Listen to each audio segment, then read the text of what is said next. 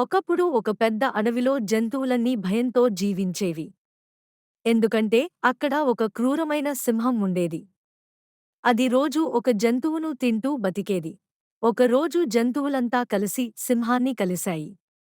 అది రోజూ వారి మీద దాడి చేయకుండా ప్రతిరోజూ ఒక జంతువును తినటానికి ఒప్పందం చేసుకున్నాయి. సింహం ఒప్పుకుంది. ఒకరోజు కుందేలు సింహం దగ్గరకు వెళ్ళాలి.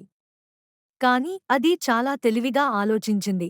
నేను ఎలా రక్షించుకోగలను అని ఒక ఉపాయాన్ని ఆలోచించింది. సింహం కోపంగా అడిగింది. ఇంత ఆలస్యంగా ఎందుకు వచ్చావు? కుందేలు బదులిచ్చింది. మహారాజా! మరో సింహం మా జంతువుల మీద దాడి చేస్తోంది.